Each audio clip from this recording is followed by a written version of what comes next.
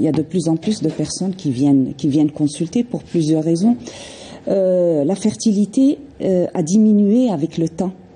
C'est-à-dire que pour plusieurs raisons, pour le mode de vie, notre mode de vie qui a changé, la femme qui travaille, qui se marie de plus en plus tardivement, et donc un désir de conception qui a été reculé dans l'âge, et d'autres facteurs comme l'environnement aussi qui est là. Dans l'environnement, vous avez tout ce qui est mode de vie, l'occidentalisation en fait de notre mode de vie, la sédentarité, l'obésité, le tabac, l'alcool, tout ça font que ce soit des facteurs. Les perturbateurs endocriniens. Les perturbateurs endocriniens, tout à fait. Tout ce qui est alimentation chimique, donc font que il y ait de plus en plus de difficultés à concevoir. Et on parle de non-conception. Il faut qu'il y ait une vie donc de entre l'infertilité et la stérilité. Je pense qu'on ne parle même plus de stérilité. Oui, on évite de parler de stérilité, on parle d'infertilité. La définition de l'infertilité a évolué dans le temps. Et pour arriver aujourd'hui, on parle d'infertilité selon l'âge de la patiente. Donc, si une patiente a moins de 36 ans, alors on va dire que s'il y a une cohabitation régulière,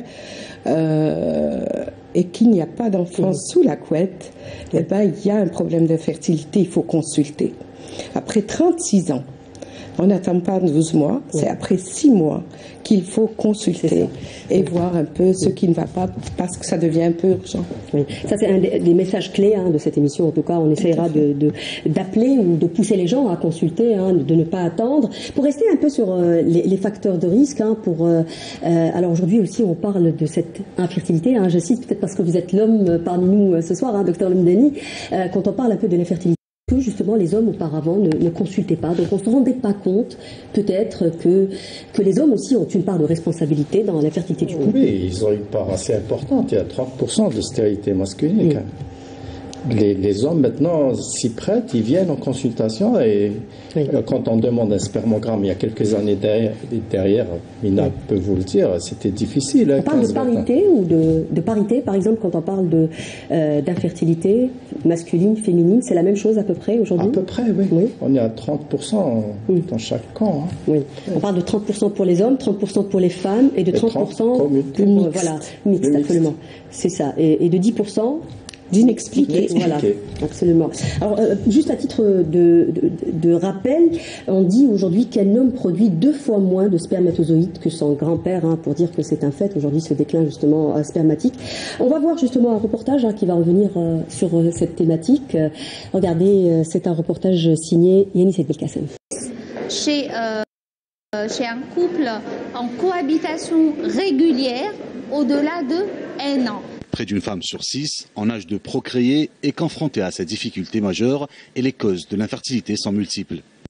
Causes ovariennes, où on a des problèmes de troubles du cycle avec des anovulations. Après, on a tout ce qui est cause utérine, quand il y a des fibromes dans une localisation particulière, ou bien des pathologies au niveau de l'utérus. Il y en a certaines qui peuvent avoir un impact sur la fertilité. Après aussi, il y a cette maladie qui est émergente maintenant de plus en plus, qui est l'endométriose, les causes masculines. C'est dû à un spermogramme qui n'est pas bon. Lorsqu'il s'agit de choisir des traitements médicaux, les spécialistes disposent de plusieurs options. Il y a des traitements médicaux qu'on appelle stimulation ovarienne, c'est-à-dire on fait de sorte que la femme va ovuler correctement. Elle est un peu fatiguée, ce qu'on dit dans le jargon médical. On fait donc des inséminations artificielles intraconjugales, c'est-à-dire on améliore par des techniques au laboratoire, par des lavages, par des centrifugations. Si l'infection a ravagé ces trompes, il faut passer par la fécondation in vitro, c'est prélever des ovocytes de la femme et les faire donc les rencontrer par les spermatozoïdes de l'homme. Dehors, il y aura donc embryon. Une fois que l'embryon est fait, on le transfère dans l'utérus de la femme. En effet, des interventions chirurgicales peuvent être nécessaires pour traiter les anomalies tubaires ou l'endométriose, mais grâce aux avancées médicales et aux efforts de sensibilisation, il est possible de surmonter ces défis. Oui, surmonter ces défis justement grâce à la procréation médicalement assistée. Alors on dit aujourd'hui un peu que c'est le mot médiatique, on parle plutôt d'AMP, d'assistance médicale à la procréation. La question c'est que est-ce que finalement on arrive dans un pays où il y a 45 millions d'habitants à peu près, au dernier recensement, quand on sait qu'il y a 20% de couples en âge de procréer qui souffrent d'infertilité, un individu sur 6 souffre d'infertilité, et qu'on voit qu'on n'est qu'à quelques milliers de naissances alors que nous sommes là depuis plus de 20 ans, absolument. Ça veut dire qu'on ne capte pas tous les gens qui souffrent d'infertilité. Alors, est-ce que la population est mal informée? Est-ce que les gens ne savent pas que ça existe dans leur pays? Parce que souvent, les gens partent à l'étranger, ils vont dans les pays voisins, justement. Voilà, où ils doivent payer en dehors de la fécondation in vitro, leur séjour, leur transport, etc. Alors que les structures existent en Algérie. Et c'est vrai qu'il y a une structure publique et qui ne suffit pas, c'est le CHU Parnay, mais il y a actuellement 23 structures privées et il y en a une dizaine qui vont ouvrir dans la liste en médecine de la reproduction sont là. Les résultats sont là aussi, puisqu'on a des milliers de bébés dans le territoire algérien qui courent par la fécondation in vitro, ICSI ou insémination, et ça fait dans des centres algériens par des Algériens. Donc tout ça existe. Est-ce un manque d'information ou plutôt une difficulté d'accès aux soins? En fait, moi je dirais que c'est plutôt ça. Ça me fait plus de 20 ans d'exercice en AMP. Et s'il est vrai que le coût de la tentative n'est pas extrêmement cher en Algérie, c'est même le plus bas dans le monde. Du monde, absolument. Oui. Mais on parle à peu près de 160 000 dinars de la technique seulement, des médicaments, mais ça reste inaccessible à beaucoup de couples qui souffrent d'infertilité. Et aujourd'hui, dans le monde, il y a la Fédération internationale des sociétés de fertilité qui est en train de faire de la promotion sur cette maladie, et puis peut-être que l'accès à ce genre de techniques qui restent quand même des techniques innovantes chez nous, l'avènement de ces techniques reste quand même récent chez nous. Est-ce qu'on ne considère pas aussi cela comme un luxe aujourd'hui? Ça ne devrait pas être un luxe. Justement, oui. Ça ne devrait pas être un luxe. L'accès avoir un bébé, ça devrait être à la portée de tous. Et donc, je pense qu'il faudrait revoir les choses parce que dans notre pays, certains corps de métier ont droit à la sécurité sociale, ont droit au remboursement, à des remboursements et à des fécondations in vitro de façon gratuite et pas d'autres. Et beaucoup de couples souffrent de ça. Alors que c'est vraiment des cas, ils sont désespérés parce qu'ils n'ont pas les moyens et donc je reçois. Peut-être qu'on devrait penser à des remboursements, ne serait-ce qu'à une FIV sur 3 ou voilà, trouver une formule. Il faut trouver de réussite, 35% de réussite. Donc souvent c'est pas à la première tentative que ça marche. Il faudrait peut-être refaire d'autres tentatives. Et moi, si on est là, moi je pense que c'est surtout pour défendre ce côté-là de patients et de couples qui n'ont pas l'accès facile à ce genre de méthode. Oui. Madame Essia, vous êtes avec nous? Allô? Oui, alors je voulais vous demander à quel moment vous avez consulté et à quel moment on vous a conseillé une FIV? Du fait, j'avais 29 ans, j'avais beaucoup de problèmes de santé, tels la tuberculose, le kératocone. Alors, j'ai pas pris beaucoup de temps pour voir mon médecin.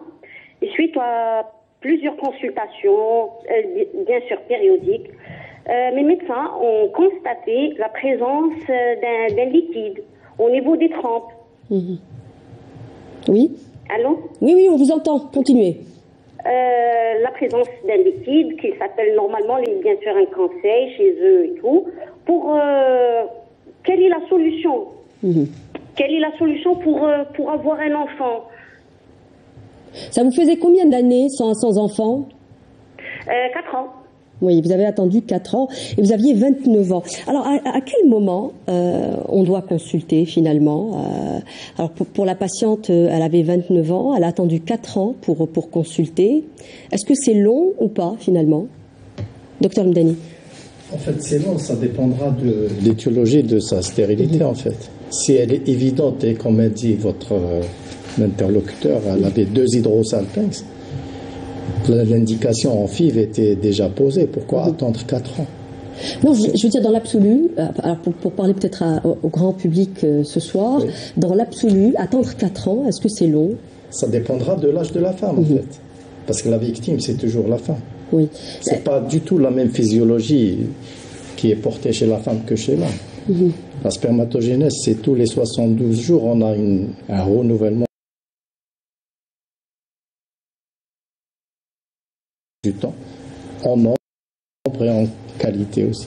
Est-ce qu'on ne dit pas qu'il faut consulter au bout d'une année pour une personne qui a moins de 35 ans, mais par contre, voilà. Oui, c'est la définition de l'OMS. C'est la définition de l'OMS qui dit que s'il y a au bout d'une année de rapports réguliers non protégés, il n'y a toujours pas de bébé, il faudrait aller consulter. Oui. Après, comme elle a dit mon amie Amina, ça dépend de l'âge. L'âge de c'est le phare de la stérilité. Si la femme est plus âgée et elle a dépassé les 35 ans ou 36 ans, on ne va pas attendre l'année de... Après, il y a une errance médicale. Les malades qui consultent, vous leur dites une chose et puis on ne vous croit pas et on va ailleurs. Et ça fait le tour pas mal de gynécos avant de se mettre à l'évidence. Oui, docteur Chubila, j'ai envie de dire, c'est-à-dire s'il y a des recommandations ce soir pour rappeler aux gens, les gens qui se marient, notamment ce qu'on disait tout à l'heure, que les gens se marient attendre, c'est-à-dire il faut d'abord consulter et ensuite prendre son temps s'il n'y a pas de problème, n'est-ce pas? Tout à fait, tout à fait. Moi, je suis d'avis qu'il faut suivre cette définition, c'est-à-dire que si on a moins de 35 ans, eh ben, on peut attendre 1 an. Il ne faut pas aller courir après 3 mois de mariage au cabinet de gynéco, attendre 1 an, cohabiter le plus normalement possible, avoir une activité sexuelle normale, qui est définie comme 3-4 rapports par semaine. Si elle a plus de 35 ans, c'est dans les 6 mois, mais il ne faut pas attendre.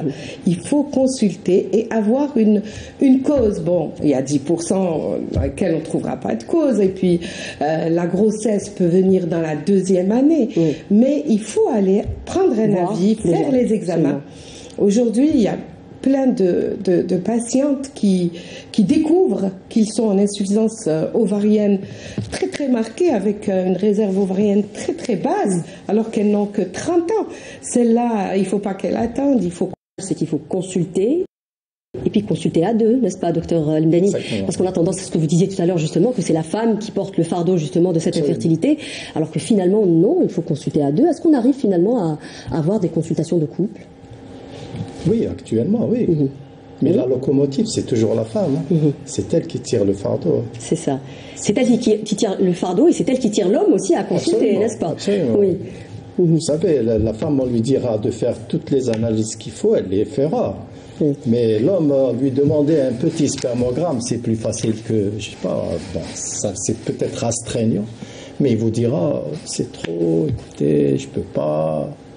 Mais ça a tendance à baisser. Mais les choses ont changé. Voilà ce que je voulais dire. Est-ce que les hommes sont moins désireux de faire des enfants? Est-ce que c'est la femme généralement qui pousse à consulter très souvent? Non, c'est pas un manque de désir. Je pense que c'est la société. C'est un tabou aussi. C'est un tabou. C'est la société.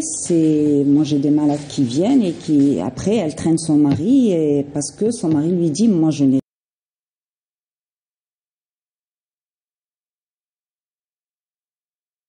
sans consultation. On met un peu de temps à convaincre ce mari. Alors il lui dit il faut qu'elle se fasse soigner d'abord elle. Alors on commence des petits traitements pour ne pas aller pour entraîner un peu le mari à arriver, et il arrive toujours en deuxième plan. Hein. Oui, non, parce que ça sert à rien finalement de consulter seul, parce que déjà, on disait tout à l'heure que les hommes sont responsables à hauteur de 50%, donc on va éliminer déjà 50% des causes en ayant 30%. Avec la mixte. Voilà, je veux dire, c'est-à-dire c'est une parité hommes et femmes, c'est-à-dire les femmes ne sont pas plus responsables. Est-ce qu'on sait aussi que même pour une PMA, l'âge ne joue pas à notre faveur, puisqu'on parle aussi de l'importance de consulter. Est-ce que les gens savent aujourd'hui que même pour une PMA, les chances s'amenuisent après 35 ans? Alors, je dirais surtout en PMA. Surtout en PMA. Parce que les gens pensent qu'on peut faire des enfants. Tout à fait. Voilà. Même franchement, merci de poser la question pour dire que la PMA n'est pas une... Et que actuellement, même... il y a vraiment maintenant il y a le rôle de l'épigénétique, c'est-à-dire l'environnement va avoir un impact sur la qualité des ovocytes, même si elle a une bonne réserve, sa qualité ne va pas être bonne. Donc la PMA, oui, mais la PMA attend. Pour avoir toutes ses chances, il faut le faire au mieux, quand on peut, parce que quand elle se marie tard, elle ne peut pas malheureusement, mais quand on peut, au moins le faire avant les 36 ans. Maintenant, si elle s'est mariée après, elle vient rapidement dans les 6 mois qui suivent le mariage. Mais c'est, encore une fois, juste pour rappeler que le facteur de succès le plus important dans la fertilité, que ce soit la PMA ou la grossesse naturelle, c'est l'âge. Et surtout en PMA. Oui, absolument. Alors, on a parlé un peu brièvement des examens, notamment pour les hommes, vous en avez touché un mot. Alors, est-ce qu'on peut rappeler les examens à faire justement quand on parle d'infertilité chez l'homme et chez la femme aussi? Qu'est-ce qu'on va demander? Il y a d'abord un bilan hormonal, mais il y a un examen clinique, d'abord un interrogatoire assez important, un examen clinique, ensuite faire une échographie au 3e jour du cycle pour évaluer éventuellement une réserve cliniquement, demander un bilan hormonal au 3e jour pour voir ces hormones, comment ils sont. Et bien sûr, un bilan de son utérus et de ses trompes, faire une hystérosalpingographie en fait. Et après ça, en principe, on a fait le tour. Oui. Madame Essia. Allô? Oui, Madame Essia. Alors pour vous, ce n'était pas votre consultation n'était pas une surprise. Vous étiez consciente de vos problèmes de santé? Oui, j'étais consciente, oui. J'ai pris connaissance de mon état de santé et j'étais convaincue de suivre le processus. Oui. Alors l'annonce de l'infertilité, comment vous l'avez vécue? Pardon? Vous étiez bien accompagnée, je veux dire, votre rapport avec votre médecin était très important, c'est ce que vous me disiez en préparant cette émission? Oui. Oui. Oui. Oui, je vous rappelle que c'est le docteur Benaï Bouche qu'on salue au passage justement. Il devait être avec nous, mais malheureusement il a eu un contretemps. Alors l'annonce, c'est un moment très difficile.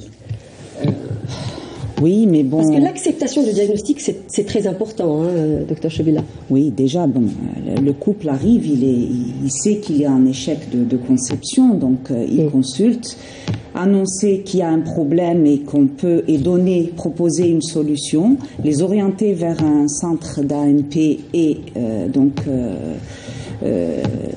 c'est quelque chose qui se fait le plus normalement du monde. Mais il faut dire que accompagner psychologique, les préparer aussi à l'éventuel échec, parce que quand ils vont parce que souvent les couples viennent et pour eux le fait de les orienter vers un centre d'AMP, vers une technique, pour eux c'est du 100%. Et c'est jamais 100%, donc il faut prévenir. Et là, il y a un entretien qui est très important avec le couple. Donc, préparer ce couple éventuellement à la réussite, bien sûr dans les meilleurs des cas, mais aussi à l'échec. Les couples arrivent généralement à quel stade?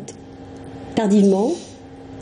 Ou on arrive quand même relativement à un stade où on peut faire des choses? Je parle de la moyenne. La moyenne, oui, il y a une errance de diagnostic. La plupart des couples arrivent tardivement. Mais Il y a des couples qui arrivent quand même un peu tôt. Oui. Ils sont conscients de leurs problèmes et ils arrivent en couple, ils s'accompagnent eux-mêmes déjà. Le mari est important, la femme aussi. Et le médecin, c'est le troisième acteur en fait, c'est lui qui poursuit les choses. Oui. Il y a un point très important aussi, hein, madame, d'annoncer à des couples qui arrivent avec beaucoup d'espoir, hein, généralement, parce que beaucoup de malades le rapportent, disent que moi, on m'a dit froidement que je ne pouvais pas faire de PMA, que ça ne servait à rien. Et ça aussi, c'est quand même une situation très difficile, n'est-ce pas? Tout à fait. Une situation qui gêne et le couple et le médecin, parce que annoncer à un couple qui vient avec plein d'espoir que nous allons arrêter toute procédure, c'est quand même être fin un peu à son parcours. Mais on dit qu'il faut quand même l'accompagner à faire le deuil de sa fertilité, et ça c'est très difficile, et pour nous et pour le couple. Mais il y a des situations où on est obligé de le faire, parce que sinon... pas donner de faux espoirs. Absolument, moi je suis pas d'accord de donner de faux espoirs, donc j'explique très bien pourquoi. J'ai des statistiques, je montre les statistiques, et puis après, bien sûr, en fin de compte, je veux dire, une grossesse peut arriver en sortant de ma clinique. Un couple, une patiente surtout, parce que c'est souvent, on arrête les procédures parce que la femme est arrivée à 43 ans et qu'il n'y a plus d'espoir, et donc c'est souvent à elle qu'on s'adresse, et lui dire que on arrête, c'est bon, il n'y a plus rien à faire en technique d'AMP. Ça c'est très difficile déjà à prononcer et à elle à percevoir. Donc il faut trouver les mots, trouver... moi je vais dans le sens, ces traitements, c'est-à-dire gérer la sensibilité. Ces traitements peuvent être nocifs après 43 ans. La femme, c'est une horloge biologique, c'est des hormones, et les hormones, à partir d'un certain âge, peuvent avoir un effet contraire de leur effet bénéfique dans la jeunesse. Quand on en est privé, c'est pas bien, c'est la ménopause et on en souffre. Quand on est en âge de procréer, on est bien. Et quand on est dans cette charnière, vouloir forcer les choses, mettre la femme dans un climat hormonal supraphysiologique, c'est la mettre aussi en danger. Il y a le sein, il y a beaucoup de choses. Pousser à consulter plus tôt. Est-ce qu'il y a des maladies, par exemple, ou des symptômes qui doivent nous pousser à consulter plus tôt? Par rapport à la fertilité? Par rapport à la PMA? Les maladies qui peuvent compliquer le parcours de PMA, en fait. Bon, déjà, le poids, l'obésité est un facteur que nous... C'est-à-dire on va demander aux candidats de maigrir, les deux. Oui, déjà pour sa santé, déjà, les deux. Les deux, c'est ça. On a tendance à parler plus de la femme, c'est pour ça que je pose la question, les deux. Non, mais les deux. Voilà. C'est-à-dire même chez l'homme, ça peut être un facteur aussi. Absolument. Ça reste le même axe hormonal. Il y a une hypophyse, on a tous les deux la même hypophyse et les mêmes hormones, FSH et LH, qui interviennent l'un sur les ovaires et l'autre sur les testicules. C'est la même chose. D'accord. Oui. Donc il y a l'obésité, il y a le diabète, l'hypertension, le tabac, l'alcoolisme, plein de choses. Il y a un facteur très important qu'on n'a pas cité justement dans la fertilité, c'est la génétique aussi. Est-ce qu'elle peut être... La procréation médicalement assistée, maintenant, on va vers la génétique de la fertilité. Il n'y a pas que les parents, la transmission chromosomique directe, il n'y a pas que ça. Il y a déjà l'épigénétique qui est vraiment maintenant au milieu de tout. Mais il y a la génétique. Aujourd'hui, on commence à découvrir les gènes qui peuvent être responsables de certaines anomalies spermatiques, mais aussi de certaines anomalies ovocytaires. Donc la génétique a un rôle important. Et bien, je pense que vous pensez aux femmes qui ont des ménopauses précoces, pour parler un peu le langage courant. Oui, quand on a dans la fratrie une sœur qui a ou une maman qui n'a plus ses règles à partir de 35 ans, il faut penser aux sœurs et les dépister. D'ailleurs, en dehors de ça, actuellement dans le monde, on est en train de se demander, l'environnement, etc. Donc, Dans le monde, on est en train de penser à dépister. S'il y a dans la famille des problèmes particuliers tels qu'une défaillance des ovaires chez la maman ou les sœurs, il faut bien sûr consulter. L'infertilité familiale, c'est-à-dire quand dans une famille, j'ai 2 frères qui m'ont précédé, qui sont infertiles. Donc on parle d'une sorte de terrain en réalité. Absolument. Il y a l'infertilité. Alors surtout chez nous, il y a trop de mariages consanguins. Alors que ce soit les époux qu'on reçoit, mais aussi les parents des époux.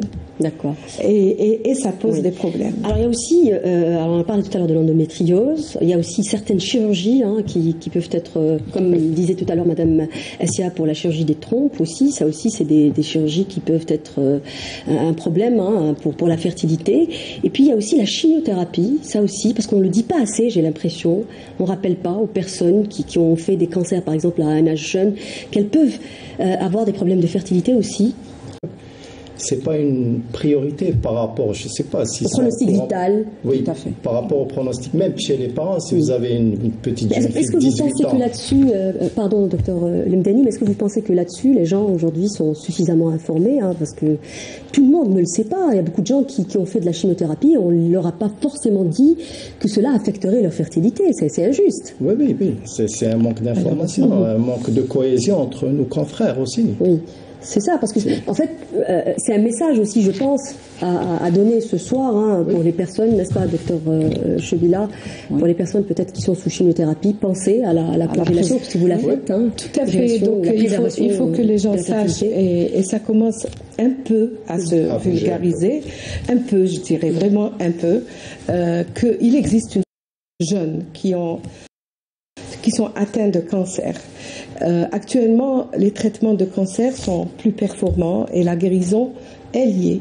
Et donc, devenir maman ou papa après un cancer reste possible, si on y a pensé avant. Mais qui doit adresser le patient au centre de PMA pour préserver la fertilité? C'est les médecins qui prennent en charge cette pathologie, en fait les oncologues ou les hématologues ou les urologues, en fait tous les cancers qu'on prend en charge et qui vont nécessiter un traitement qui va détruire les gamètes, que ce soit chez l'homme ou chez la femme.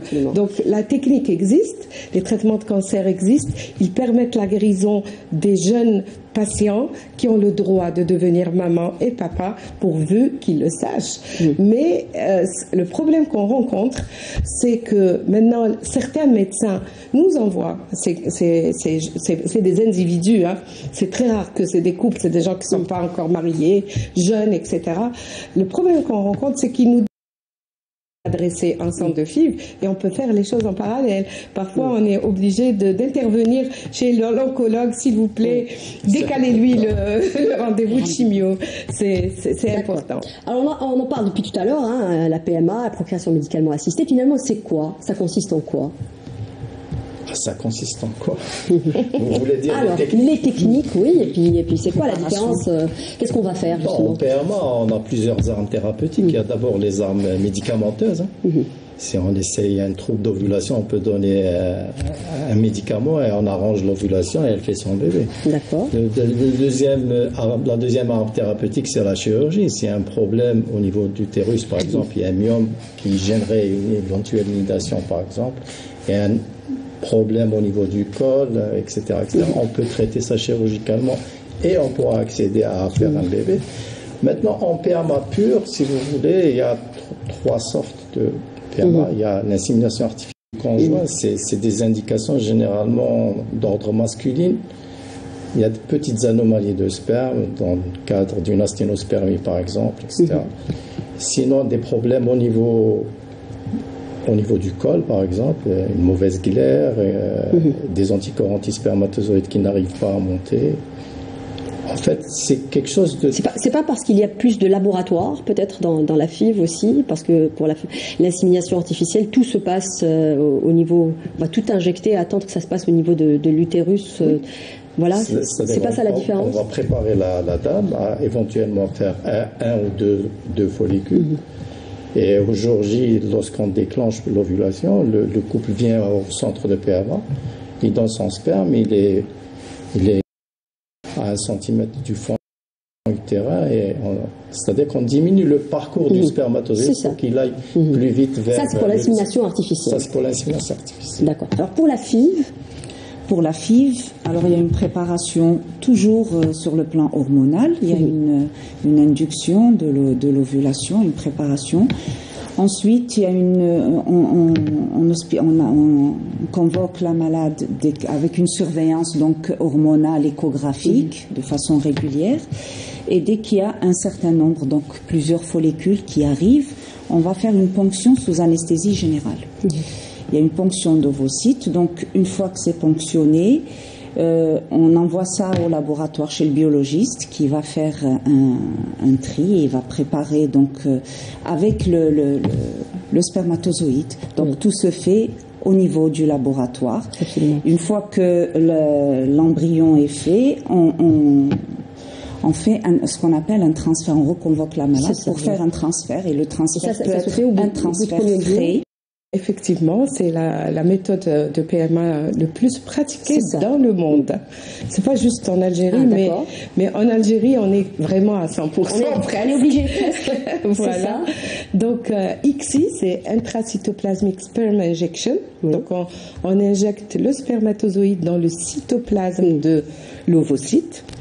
Et tout se fait sous le microscope. Donc, toutes les étapes citées au préalable sont les mêmes que pour la FIV, sauf que au laboratoire, les ovocytes, on va pas les laisser avec leur coiffe, on va les décoroniser et on va prendre chaque ovocyte et chaque spermatozoïde qu'on aura sélectionné sous le microscope, on fait l'injection, on fondait l'ovocyte. Ou lorsqu'on en a très peu. Ou lorsqu'on en a très peu. Donc, ils n'arrivent pas à féconder parce qu'ils sont très peu mobiles ou parce qu'on doit sélectionner parce qu'ils sont majoritairement de morphologie altérée ou parce qu'on va les chercher dans le testicule parce que dans le sperme, il n'existe pas, ce qu'on appelle azospermie, et ça, on est obligé de passer par l'ICSI. Normalement, c'est tout ça, les indications, ou bien quand on a très peu d'ovocytes aussi. Ça, c'est les indications. Mais sinon, chez nous, on a un peu généralisé cette technique à tous parce que la fécondation in vitro classique, c'est-à-dire mettre les spermatozoïdes au contact de l'ovocyte et laisser la fécondation se faire naturellement dans l'incubateur, comme dans l'utérus de la femme, enfin dans les trompes de la femme, ça, on a des surprises. Le lendemain, quand on tire le remboursé, la FIV n'est pas remboursée, c'est très mal vécu. C'est pour augmenter les chances en réalité de et réussite. puis on a beaucoup d'infertilité masculine. Donc finalement, c'est pour sécuriser. C'est ça, oui. C'est pour augmenter les chances. Parce qu'en FIV classique, on ne décoronise pas, comme l'a bien dit Amina. Donc on ne connaît pas la maturité de cet ovocyte. C'est ça, en fait, l'accompagnement il est un peu plus long dans l'ICSI. Ou pas? Non, quand on décoronise, on voit que l'ovocyte est fécondable, c'est-à-dire que c'est un bêta 2 dans notre jargon. Et là, il pourrait être micro-injecté en ICSI. Mais par contre, en FIV, on ne décoronise pas et on met ce complexe-là qui va baigner autour de centaines de spermatozoïdes, si vous voulez, et on va laisser la physiologie faire les choses. Madame Essia, alors vous avez eu 4 FIV, c'est ça? Vous avez eu 4 FIV et vous avez eu 2 enfants, c'est-à-dire 2 tentatives qui ont échoué. Quel souvenir gardez-vous de ces FIV aujourd'hui? On les décrit souvent comme le parcours du combattant. C'est bien beau d'avoir des bébés, mais ça n'a pas été facile, n'est-ce pas?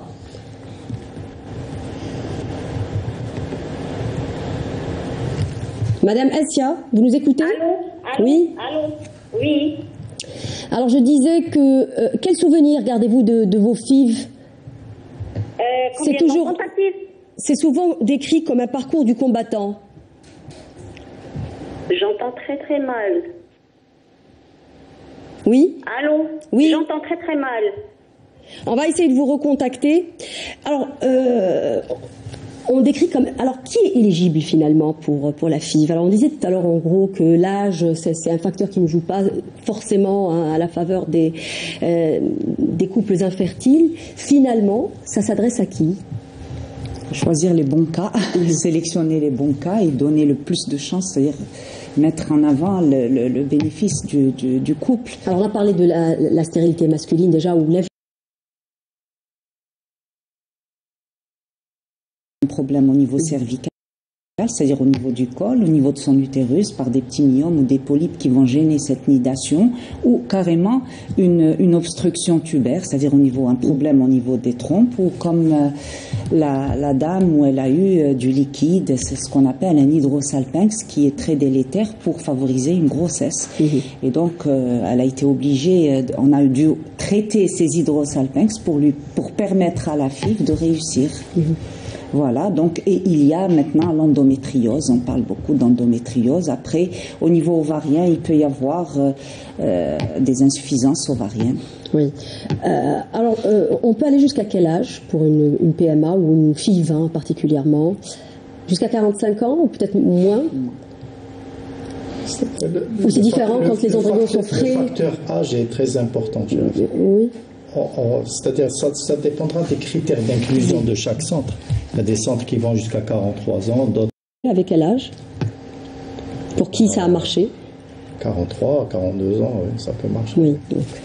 Alors, comment optimiser les chances de réussite d'une PMA? Est-ce qu'il y a des mesures à prendre, par exemple, avant ou pendant, hein, parce qu'il y a beaucoup de choses qu'on se dit, il faut se préparer, pas de stress, par exemple. Comment optimiser les chances de la réussite? Le stress, vous en parlez et vous faites très bien d'en parler, parce qu'il y a des études faites par des psychologues aux États-Unis qui ont des chiffres, hein, et qui montre qu'on peut baisser notre taux de grossesse de 50% si la femme, parce que c'est chez elle et dans elle que tout se passe, n'est pas suivie ou n'accepte pas ou gère mal, ou un facteur psychologique très très important en fait.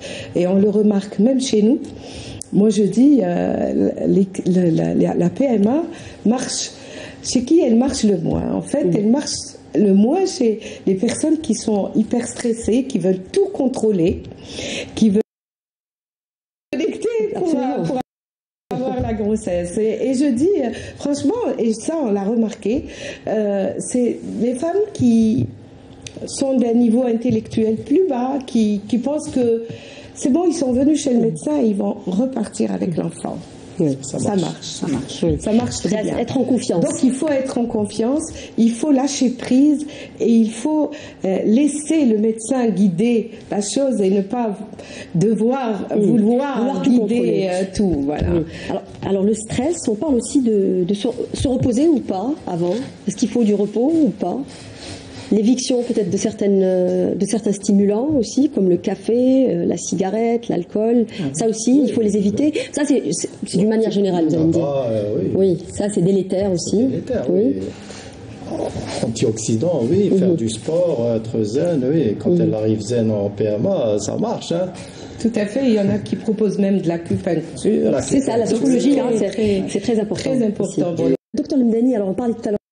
Justement, quand on parlait un peu de FIV, hein, vous disiez qu'il y a deux étapes, hein, l'étape qui se passe dans le laboratoire, hein, et puis il y a le transfert. Alors, après le transfert aussi, est-ce qu'il y a des mesures à prendre? Pas spécialement. Ça aussi, c'est une période très sensible. Ça reste un stress personnel chez la malade qui pense, d'ailleurs, quand on fait une insémination, la malade vous dit, je travaille pas pendant une semaine. Non, il n'y a aucun problème, même quand on fait un transfert. Je pense que l'activité peut reprendre et voilà, c'est fait et on attend les résultats. Par exemple, porter de lourdes charges, par exemple, ça a évité ou pas? Non. Pas. Oui. Faire de l'activité très intense, par exemple, l'activité physique très intense. Bien sûr. Il ne faut pas sauter à la corde. C'est bien de rappeler quand même les bains chauds, le sauna, par exemple. Mais bon, pas au point. Ça, c'est des idées. Ça, c'est un lieu commun, mais est-ce que c'est vrai ou pas finalement? Alors, il y a du vrai et il y a du moins vrai, mais vous, c'est un muscle et votre bébé, votre embryon, il est bien accroché au niveau de l'endomètre et ça ne tombe pas comme ça. S'il s'accroche, il s'accrochera. Il faut vivre normalement. Il y a Madame Essia qui est avec nous par téléphone. On va peut-être la reprendre pour la fin de l'émission parce qu'on est pratiquement à la fin. Madame Essia, Allô? On vous a perdu pendant un moment. Alors, on parlait de FIV. Je disais que vous avez fait quand même 4 tentatives, hein, dont 2 qui ont réussi. Hein. Je rappelle que vous avez 2 enfants qu'on salue au passage. Quel souvenir gardez-vous aujourd'hui de cette épreuve, hein, parce que c'est souvent défini comme un parcours du combattant. Allô? Parlez-nous un peu du stress que vous avez vécu pendant cette période. Vraiment stressante. On ne sait pas est-ce que c'est positif ou... D'ailleurs, c'était des grossesses à haut risque pour moi, car je prenais la progestérone pendant toute la grossesse. Oui. Mais je faisais mes activités plus normalement du monde. Quel a été le plus dur? Quel a été le plus dur? Parce qu'on parle souvent, hein, de cet impact psychologique justement du parcours de PMA. C'est l'attente de voir les résultats. Est-ce positif ou négatif? Oui. Alors l'attente paraît longue pour les patientes. L'état, oui. Après le transfert des embryons. Oui, on va poser la question à Dr Lemdani. Alors, l'attente est pour les deux. Hein. Merci beaucoup, Madame Assia. Même pour nous médecins, on attend ce résultat. Hein. Quand il y a un échec de la patiente, c'est un échec pour nous aussi. Oui, l'attente, test grossesse positif. Ensuite, c'est l'attente de la première échographie, et l'activité 3 mois. Ensuite, est-ce qu'il arrive à terme? Et bébé à terme, enfin, c'est le plus important. Oui. Alors l'accompagnement psychologique, c'est très important dans le parcours de PMA. Est-ce que parce que le parcours en lui-même, il est difficile, ou parce que aussi, ce sont généralement des patientes très fragiles, parce qu'on se sent diminué, parce qu'on se sent, voilà, le poids aussi de l'infertilité, ce qu'on disait tout à l'heure. Oui, bien sûr que c'est un parcours difficile. Il reste difficile et plus difficile chez nous.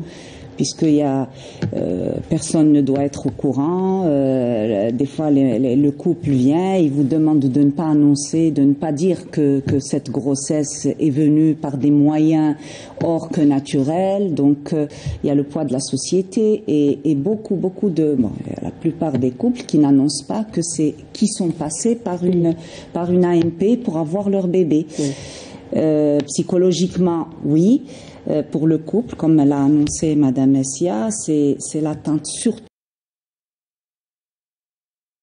Le rapport patient-médecin. Patient-médecin, patient-couple, il faut que le courant passe, il faut, comme elle a dit mon amie Amina, qu'on fasse confiance à votre médecin, parce que des fois vous annoncez, vous dites on doit arrêter. Si on ne vous fait pas confiance, on va dire non, je vais aller ailleurs, ça ira mieux. Et donc, il y a une relation qui doit être établie dès le départ pour que ça marche. Voilà. Essayez de déstresser le couple au maximum. Est-ce qu'on arrive justement à humaniser ce parcours et à accompagner le couple justement dans l'anxiété et le stress? Oui, moi je peux dire oui. Est-ce que vous, au niveau de votre santé, par exemple, est-ce que vous avez des psychologues?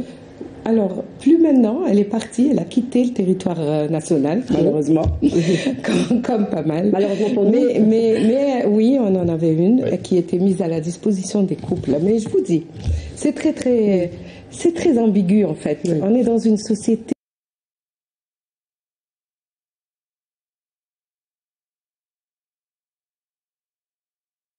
que sa patiente avait un problème et qu'il fallait qu'elle voie la psy. Et donc il la mettait dans la consultation de psy, il prenait le rendez-vous pour elle, etc. Et le couple ne venait pas. C'est très mal perçu. Psychologue, c'est très mal perçu par nos patients. Or, pour ceux qui ont accepté de se faire accompagner, c'était juste magnifique. C'était très bien, elle les a accompagnés, ils étaient bien détendus et tout. Mais c'est pas tout le monde qui accepte, c'est mal vu. Alors, un dernier mot, parce qu'on a même débordé sur le temps qui nous est imparti. Un dernier mot, parler de prévention lorsqu'on parle d'infertilité. Qu'est-ce qu'on peut rappeler pour prévenir justement? C'est une maladie qu'on peut prévenir finalement. Tout à fait. Oui, les infections surtout. Oui. Sexuellement transmissibles pour les pesticides, les tabacs, le stress, oui, si je peux dire. Absolument. On retiendra. Alors le stress, diabète, le tabac, hypertension, voilà. Lutter contre ces facteurs de risque, justement, et lutter contre l'infertilité déjà. Merci beaucoup, messieurs, dames, d'avoir participé à cette émission. On arrive à la fin.